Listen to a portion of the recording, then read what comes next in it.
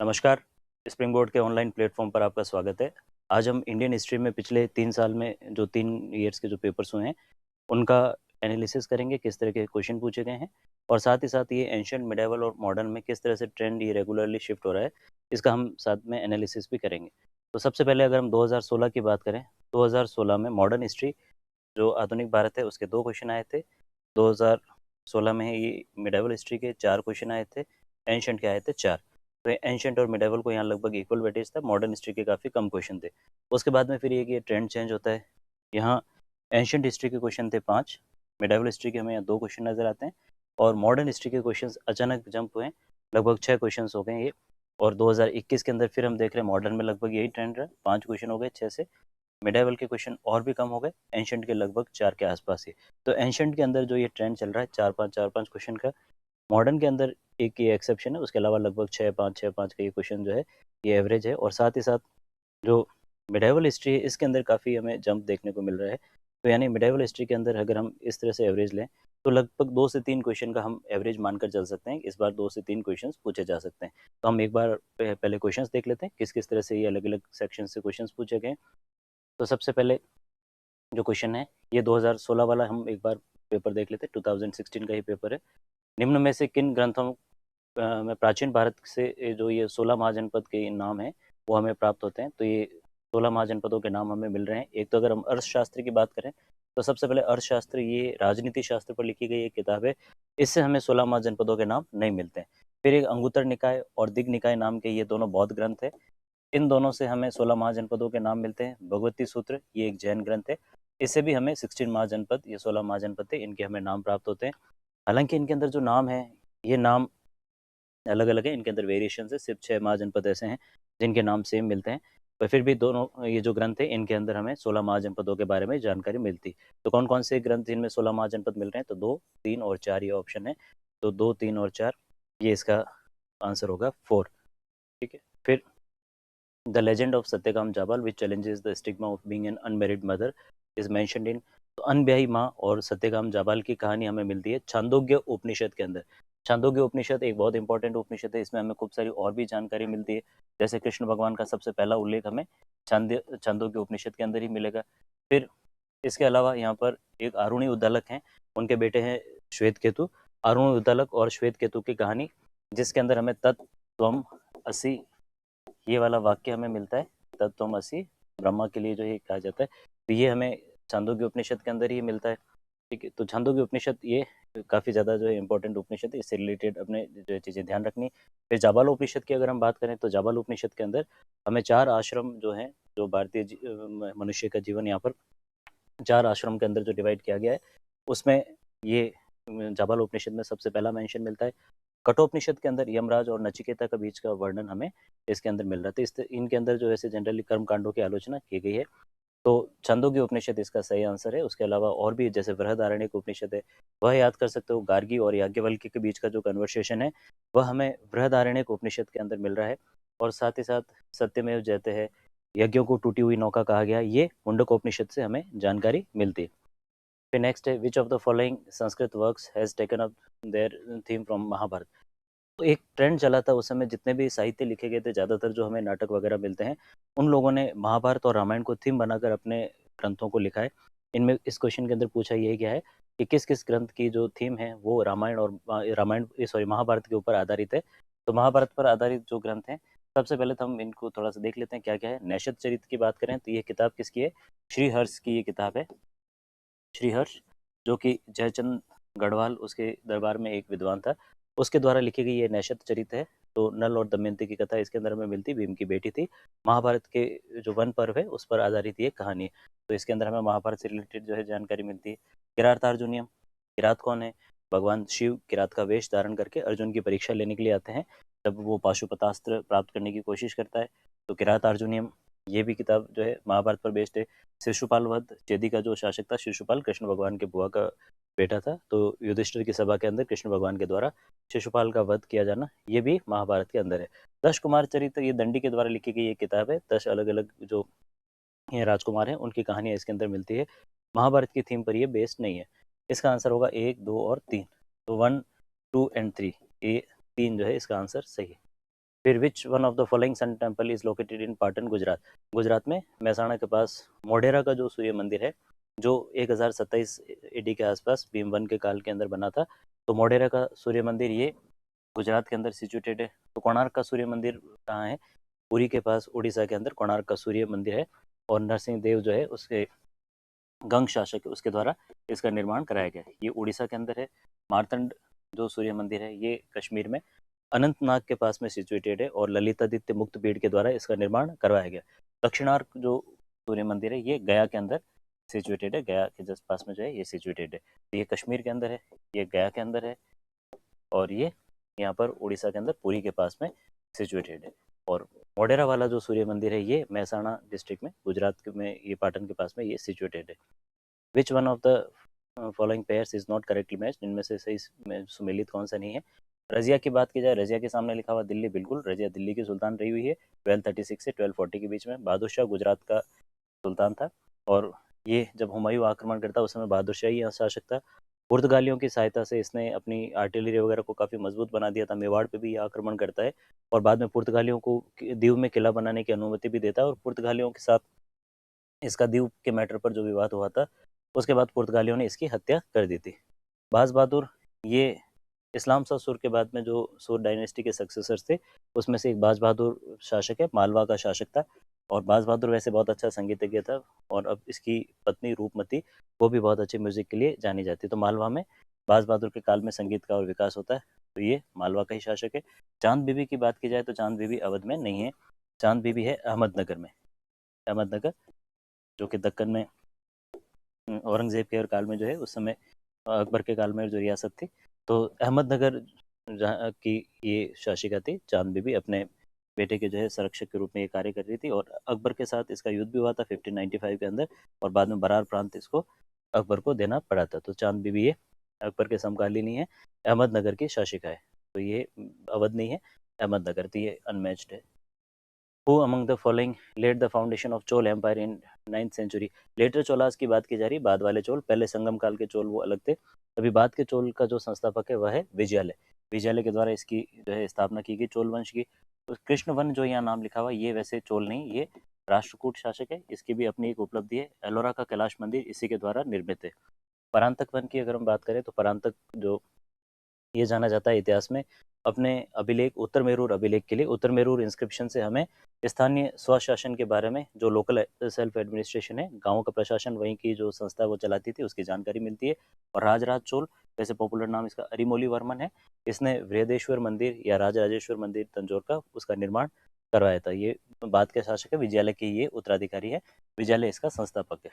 The Persian, next question है, the Persian translation of Mahabharat, Akbar के काल में 16वीं शताब्दी के अंदर महाभारत का किस नाम से ट्रांसलेशन किया गया, ये क्वेश्चन पूछा गया है। तो सबसे पहले अगर हम हमजानामा देखें तो हमजानामा नाम की एक किताब है, इसका इलस्ट्रेशन किया गया था मुगल काल के अंदर।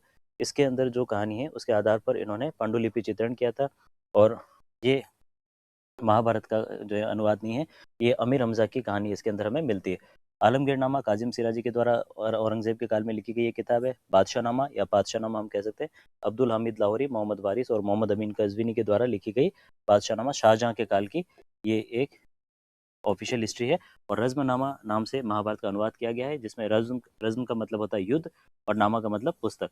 तो ये युद्धों की पुस्तक या रज़्मनामा नाम से महाभारत का फारसी अनुवाद किसके अंडर में किया गया? फैज़ी के जो है निर्देशन में किया गया, और इसके जो सहायक थे वह थे बदायूनी और नकीब खां। बदायूनी और नकीब खां ये इसके सहायक हैं इस अनुवाद के अंदर। तो ये अकबर के काल में 16th सेंचुरी में महाभारत का रज़्मनामा नाम से अनुवाद किया गया। Who among the following does not belong to Chishti order, इनमें से चिश्ती संप्रदाय से कौन नहीं है? सबसे पहले शेख मोइनुद्दीन की बात की जा रही है। ख्वाजा मोइनुद्दीन चिश्ती या शेख मोइनुद्दीन चिश्ती ये चिश्ती संप्रदाय को भारत के अंदर लेकर आए थे 1192 के अंदर। मोहम्मद गौरी और पृथ्वीराज चौहान के समकालीन है। ख्वाजा कुतुबुद्दीन बख्तियार काकी ये ख्वाजा मोइनुद्दीन चिश्ती का ही शिष्य है।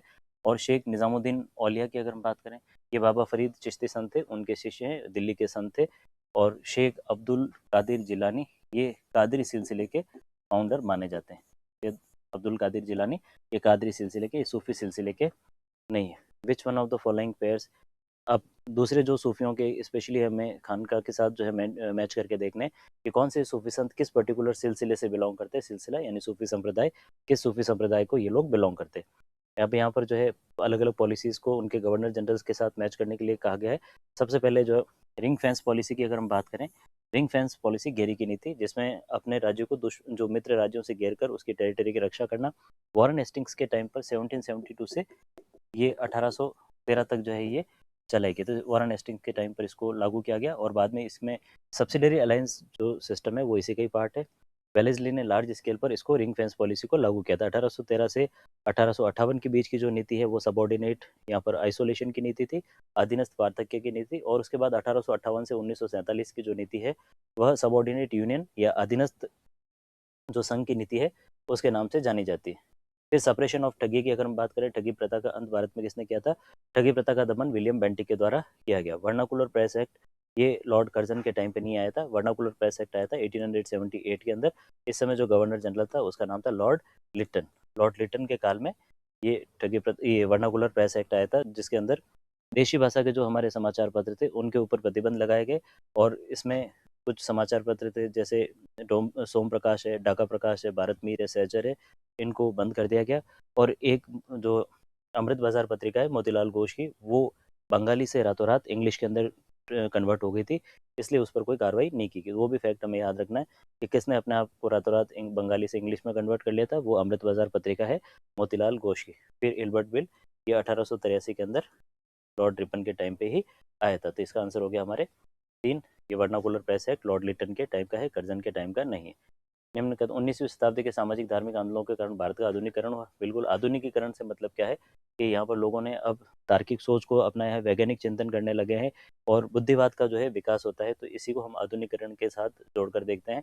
तो ये भारत के अंदर जो सामाजिक धार्मिक आंदोलन चले थे, स्पेशली हेनरी विवियन डेरोजियो ले लो, राजा राम मोहन रॉय ले लो, इन लोगों ने तार्किक चिंतन को बढ़ावा दिया, जिससे भारत के अंदर हम जो एक बुद्धिवाद या रेशनलिज्म का यहाँ पर विकास देखते हैं और उसकी वजह से भारत में आधुनिकता या मॉडर्नाइजेशन को हम यहाँ पाएंगे। तो दूसरा वाला जो स्टेटमेंट है, सामाजिक धार्मिक आंदोलन के मूल में बुद्धिवाद, वैज्ञानिक दृष्टिकोण तथा अन्य ऐसे विचार थे जो आधुनिकता के आधार माने जाते हैं।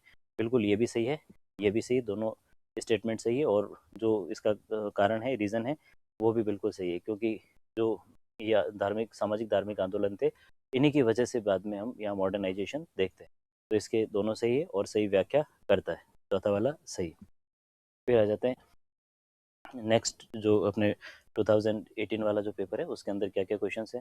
पहला क्वेश्चन है, कांग्रेस के नागपुर सत्र 1920 के पश्चात जो कांग्रेस समितियों का गठन भाषाई आधार पर किया गया। 1920 का कांग्रेस का जो ये अधिवेशन है नागपुर वाला, मिनी कॉन्स्टिट्यूशन के नाम पर जाना जाता है। खूब सारे चेंजेस किए गए हैं, भाषाई आधार पर प्रांतीय कमेटियों का गठन करना साथ ही साथ इसके अंदर जो कांग्रेस का सदस्यता शुल्क था, मेंबरशिप फीस थी, उसको रिड्यूस करके 25 पैसे कर दिया गया। और कांग्रेस की एक परमानेंट वर्किंग कमेटी बनाई गई 15 सदस्यों की, जो साल भर कांग्रेस के कार्य को देखेगी। 1948 में कांग्रेस ने भाषाई आधार पर प्रांतों के गठन की मांग को अस्वीकार कर दिया। बिल्कुल, ये भी सही है, भाषाई आधार पर शुरुआत के अंदर मांग को अस्वीकार कर दिया गया। तो दोनों ही स्टेटमेंट ए और बी इसके सही है। तो पूछा भी यही, हमेशा ये ध्यान रखें कि जब भी हमें सही या गलत का पूछा गया तो पहले एक बार हम इसको अच्छे से मार्कआउट कर लें कि हम उत्तर क्या दे रहे हैं, सही का दे रहे हैं या गलत का दे रहे हैं। तो ए और बी दोनों ही स्टेटमेंट इसके सही है। निम्नलिखित में से किस स्थल के से शासक मिनेंडर के 16 सिक्के प्राप्त होते हैं? बैराट नाम की जगह है जयपुर के पास, यहाँ से मिनेंडर के हमें 16 सिक्के प्राप्त हुए। साथ ही साथ भरूच जो गुजरात के अंदर है, वहाँ से भी मिनेंडर के नाम के सिक्के हमें प्राप्त होते हैं। निम्नलिखित में से कौन सा शासक गुर्जर प्रतिहार राजवंश से संबंधित नहीं है? नागभट्टू, महेंद्रपाल, देवपाल, ये सारे गुर्जर प्रतिहार जो है, जो अंतिम शासकों में देवपाल का नाम भी हमें इसमें मिलता है। एक हालांकि पाल वंश का भी देवपाल इसके अंदर है, और भरतृ भट्ट ये गुर्जर प्रतिहार वंश का शासक नहीं है। तो ये कुल मिलाकर जो है इसका आंसर है अपने 4। निम्नलिखित में से किसने राजपूताना की देशी रियासतों के साथ 1817-18? चार्ल्स मेटकॉफ ने। जो राजपूताना के साथ जो संधियाँ हुई थी उसमें चार्ल्स मेटकॉफ यहाँ अंग्रेजों की तरफ से प्रतिनिधि था। यही चार्ल्स मेटकॉफ 1809 के अंदर जो अमृतसर की संधि हुई थी उसमें भी रिप्रेजेंटेटिव है, और 1835 से 36 के बीच में भारत का गवर्नर जनरल रहा था। भारतीय समाचार पत्रों का मुक्तिदाता इसको कहा जाता है, liberator of Indian press Charles Metcalfe इसको कहा जाता है। निम्नलिखित को सम्मिलित कीजिए। राजवंश को उनकी राजधानियों के साथ जो है हमें मैच करना है। सबसे पहले अगर हम शुंग वंश की बात करें, शुंग वंश की स्थापना पुष्यमित्र शुंग ने अंतिम मौर्य शासक बृहद्रथ की हत्या करके की थी, और मौर्यों की राजधानी थी पाटलिपुत्र। शुरुआत में इन्होंने भी अपनी राजधानी पाटलिपुत्र ही रखी थी। बाद के काल के अंदर जो शुंगों की राजधानी थी वह विदिशा हो गई थी। सातवाहनों की जो राजधानी थी वह थी पैठन, जिसको प्रतिष्ठान के नाम से भी जाना जाता है। प्रतिष्ठान या पैठन ये सातवाहन वंश की राजधानी थी। कदम एक ब्राह्मण राजवंश है साउथ इंडिया के अंदर, इसकी बनवासी राजधानी थी। चंदेलों की जो दो राजधानी है उसमें से एक है महोबा, ये इनकी राजधानी की राजधानी थी, और साथ ही साथ खजुराहो ये इनकी धार्मिक राजधानी है। खजुराहो ये चंदेलों की धार्मिक राजधानी है। तो इस तरह से जो है हम इसको मैच कर सकते हैं। मंदिर स्थापत्य के बारे में निम्नलिखित में से कौन से कथन सत्य है? स्वतंत्र आधार चुना पत्थर के मंदिरों का जो है इंडिपेंडेंट टेम्पल कंस्ट्रक्शन हमें सबसे पहले भारत में यहाँ गुप्त काल के अंदर ही देखने को मिलता है, जहाँ चबूतरे के ऊपर पंचायतन शैली के अंदर मंदिरों का निर्माण किया गया है। छोटे छोटे पत्थरों को जोड़कर इवन ईंटों के मंदिर भी हमें यहाँ पर प्राप्त होते हैं। तो पहला वाला जो स्टेटमेंट सही है। लाडका मंदिर लाहौल के अंदर सिचुएटेड है। ये बादामी के चालुक्य प्रांत से ही रिलेटेड एक मंदिर है। इसका जो लाड का नाम है वो यहाँ पर एक जो दक्कनी सुल्तान के शरण लेने की वजह से, बाकी ये शंकर भगवान को समर्पित एक मंदिर है। खजुराहो के मंदिरों में मंदिर के समस्त खंड आंतरिक और बाह्य रूप से जो है वो जुड़े हुए हैं। तो यहाँ पर खजुराहो के मंदिरों का जो कंस्ट्रक्शन किया गया है, तो यहाँ जो ब्लॉक्स है इनको बिल्कुल ये इंटरनली और एक्सटर्नली यहाँ पर आपस में जोड़ा गया है। तो खजुराहो के जो है मंदिरों की भी विशेषता है। कांची का कैलाशनाथ मंदिर द्रविड़ शैली का सबसे प्रारंभिक स्वतंत्र आधार का मंदिर है। आधार का जो है अगर हमें देखें शुरुआत सबसे प्रारंभिक जो है इस तरह के सबसे पहले वगैरह ऐसे कोई स्टेटमेंट आते हैं तो हमें एक बार थोड़ा सा इस पे ध्यान देना है कि सर्वाधिक ये है, केवल ये है। तो इनमें थोड़ी सी यहाँ पर जो है अलग ऑप्शन होने की गुंजाइश होती है। और यहाँ पर सबसे पहला मंदिर जो राजसिंह शैली के अंदर बना है, ये कैलाशनाथ मंदिर बना हुआ राजसिंह शैली। लास्ट ईयर क्वेश्चन पूछा हुआ भी है। राजसिंह नरसिंहवर्मन टू के जो है इसी की टाइटल था। और शुरुआत के अंदर इसने जो मंदिर बनाया था वह शोर टेम्पल या तटीय मंदिर, शोर मंदिर या तटीय मंदिर, जो कि कहाँ सिचुएटेड है? महाबलीपुरम का तटीय मंदिर, ये इसका एग्जाम्पल है। तो ये पहला जो मंदिर है वह तटीय मंदिर है, और उसके बाद में जो है ये कांची का कैलाशनाथ मंदिर का निर्माण कराया गया। तो ये तीन सही है, ये स्टेटमेंट हमारा गलत हो जाएगा। पहले सबसे पहले शोर मंदिर या तटीय मंदिर का निर्माण कराया गया राज सिंह के द्वारा, उसके बाद कांची का कैलाशनाथ मंदिर बनता है। विच one of the following statement is not true about श्रेणी सिस्टम? श्रेणी व्यवस्था की बात की जा रही है। श्रेणियाँ होती क्या थी? व्यापारियों का ऑर्गेनाइजेशन है, और ये लोग अपने आप को संगठित तरीके से रखते थे कि किस तरह के जो है वो नियम बनाए जाने चाहिए, कहाँ व्यापार किया जाना चाहिए, कौन से प्रोडक्ट जो है किस क्वालिटी के साथ बनाए जाने चाहिए। अगर किसी व्यापारी को पैसों की जरूरत हो तो श्रेणियों के द्वारा लोन दिए जाते। किसी व्यापारी के पास एक्स्ट्रा पैसे तो श्रेणियाँ उन पैसों को बैंकों के रूप में अपने पास जमा भी रखती थी। तो ये एक मल्टीपर्पज़ ऑर्गेनाइजेशन है श्रेणी सिस्टम, जो कि काफ़ी यहाँ पर शक्तिशाली संगठन था। इवन तक्षशिला वगैरह की जो श्रेणियाँ हैं वो इतनी शक्तिशाली थी कि यहाँ पर भारत पे जो ये आक्रमण हुए थे विदेशी आक्रमणों के टाइम, और यहाँ तक्षशिला पर श्रेणियों के ही शासन के उल्लेख मिलते हैं। तो श्रेणी जो है वो व्यापारी कारीगरों का संगठन थी। बिल्कुल वस्तुओं की गुणवत्ता कीमत ये श्रेणियों के द्वारा ही निर्धारित की जाती है। अपने सदस्यों के आचरण पर भी वैवाहिक नियम वगैरह ये सारे श्रेणियों के द्वारा ही निर्धारित किए जाते हैं। श्रेणियाँ ओवरऑल बहुत इंपॉर्टेंट रोल प्ले करती थी व्यापारियों के जीवन पर। श्रेणी व्यवस्था मात्र उत्तर भारत में प्रचलित ही नहीं, केवल उत्तर भारत में नहीं है, श्रेणी व्यवस्था दक्षिण भारत में भी थी। अमरावती के अंदर हमें जो अमरावती मूर्तिकला शैली है उसके विकास, और साथ ही साथ वहाँ पे जो स्तूप बना हुआ है उसका निर्माण के अंदर श्रेणी व्यवस्था का यहाँ हमें उल्लेख मिलता है।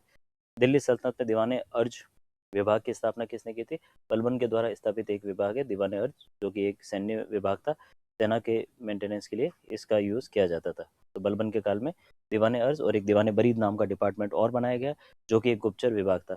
इल्तुतमिश के काल में भारत में सबसे पहले एकता व्यवस्था को नियमित किया गया। अलाउद्दीन खिलजी ये दीवाने मुस्तक राज नाम का एक डिपार्टमेंट बनाएगा। फिरोज शाह तुगलक के काल में कई डिपार्टमेंट बने, दीवाने बंदगान, दीवाने खैरात, दीवाने इश्तिहाक, दारुल शिफा वगैरह। ये बहुत सारे डिपार्टमेंट फिरोज शाह तुगलक के काल में हमें नजर आते हैं। तो इसका आंसर है Balban.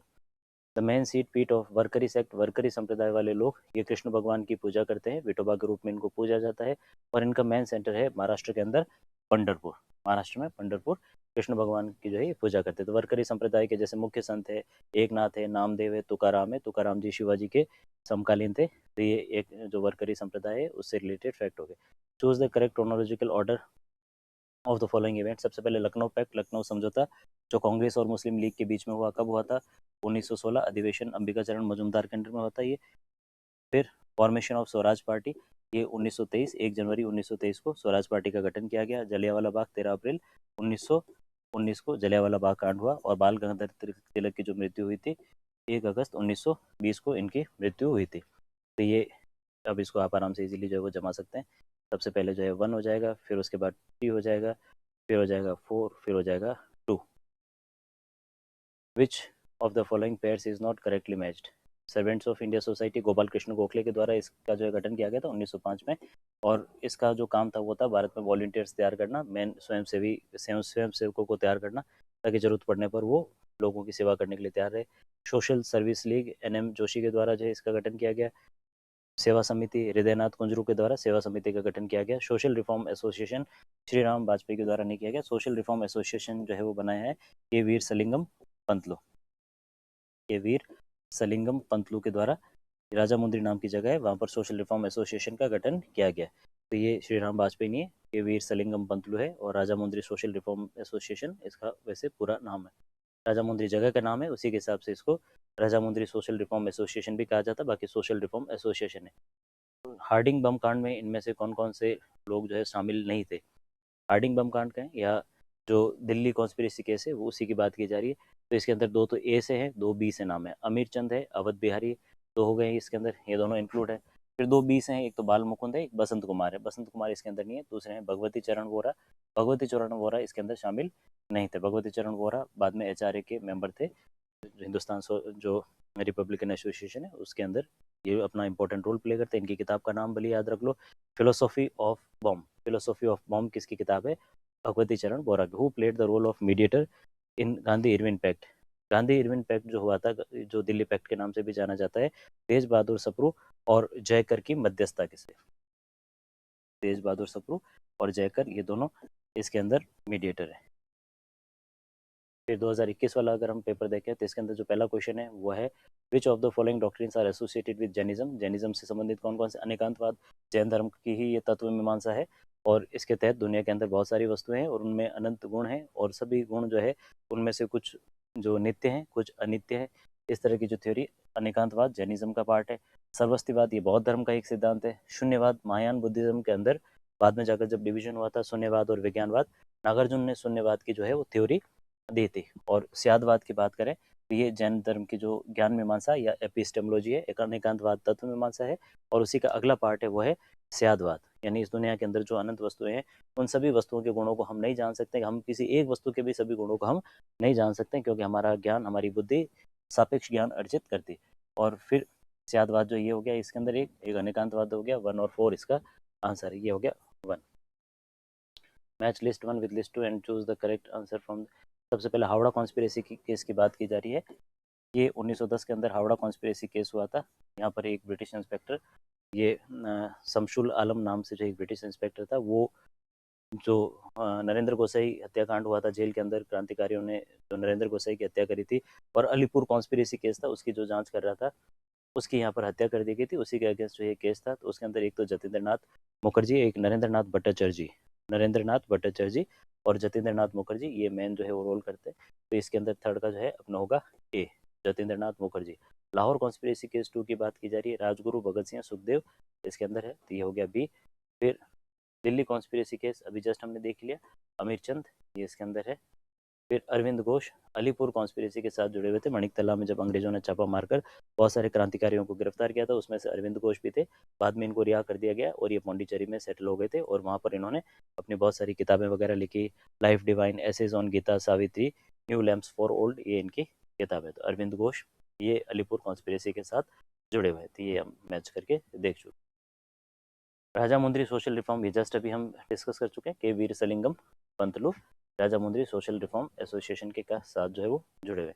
When and with whose efforts was Indian Institute of Science established in Bangalore? जो बेंगलोर के अंदर इंडियन इंस्टीट्यूट ऑफ साइंस है 1909 के अंदर बना था, जमशेदजी टाटा और वहाँ का वाडियार वंश का जो राजा था उसके सहयोग से यहाँ पर इस इंडियन इंस्टीट्यूट ऑफ टेक्नोलॉजी का गठन किया गया। तो यहाँ पर ऑप्शन में अपने 1909 जमशेदजी टाटा यहाँ दे रखा, तो ये इनके साथ जुड़े हुए। यहाँ तीर्थंकरों की बात की जा रही है, उनके साथ जुड़े हुए अगर हम सिंबल्स की बात करें, सबसे पहले पार्श्वनाथ जी का जो सिंबल है वह है सर्प, आदिनाथ जी का वह है बैल या सांड हम कह सकते हैं, महावीर स्वामी का शेर, और शांतिनाथ जी का हिरण, ये इनके सिंबल्स है। मौर्यकालीन टोटल तीर्थंकर कितने हुए थे? 24, जिसमें से 23वें, और जो 24वें तीर्थंकर हैं उन्हीं को ऐतिहासिक माना जाता है। मौर्यकालीन मूर्तियों में मणिभद्र यक्ष नाम से एक यक्ष की मूर्ति है। मौर्य काल में जो लोक कला थी उसमें हमें खूब सारी यक्ष यक्षिणियों की मूर्ति मिलती है। उसमें परखम नाम की एक जगह है मथुरा के पास में, यहाँ से एक यक्ष की मूर्ति मिली है जिस पर मणिभद्र नाम हमें अंकित मिलता है। बेसनगर है, उसके अलावा और भी जो है जगह है, वहाँ से हमें राजघाट है, ये बहुत सारी जगहों से यक्ष की मूर्तियाँ मिलती है। एक यक्षिणी की मूर्ति भी मिलती है पटना के पास, एक जगह है दीदारगंज, वहाँ से एक यक्षिणी ऐसे एक चावर हिलाते हुए, जो हाथ में राजा महाराजाओं के हवा करने का जो चावर होता है वो हिलाते हुए मिलती है, उसको बेसनगर यक्षिणी कहा जाता है। ये जो दीदारगंज यक्षिणी के नाम से उसको जाना जाता है। चांवर ग्रहणी भी उसको कहा जाता है। भारत छोड़ो आंदोलन के दौरान कनकलता बरुआ की बात की जा रही है, बीरबाला के नाम से भी ये काफ़ी पॉपुलर है। ये गोपुर के अंदर, असम में जो गोपुर है, वहाँ ये जो पुलिस कार्रवाई के दौरान ये पुलिस स्टेशन पर जब ये लोग हमला कर रहे थे उस समय गोली लगने से इनकी मृत्यु हो गई थी। असम के अंदर गोपुर के अंदर कनकलता बरुआ काफ़ी इंपॉर्टेंट फिगर है असम के अंदर। और ये और ये घटना जो है 1942 की क्विट इंडिया मूवमेंट के टाइम की है। सूची 1, सूची 2 एंशिएंट इंडिया का एक ये क्वेश्चन है। इसमें अलग अलग जो उस समय खाने पीने के पदार्थ थे उनको किस किस नाम से जाना जाता था ऋग्वैदिक काल के अंदर। जैसे व्रीहि की बात करें तो व्रीहि को उस समय जो है कहा जाता, ये चावल को व्रीहि कहा जाता था। मुद, ये मूंग को जो है मुद कहा गया है। फिर यव, ये जौ है, या हम इसको बार्ले कह सकते हैं। इक्षु, ये गन्ने के लिए जो है, शुगर कैन के लिए इक्षु वर्ड यूज होता है। गन्ना या शुगर कैन, ये इक्षु उस समय जो है कहा जाता है। इक्ष वर्ड, इक वर्ड इसी से आगे बना हुआ है। सेंट्रल इलेक्ट्रोकेमिकल रिसर्च इंस्टीट्यूट की स्थापना अलगप्पा चेटियर ने, शांति स्वरूप भटनागर ने जवाहरलाल नेहरू के प्रयासों से कब और कहाँ की?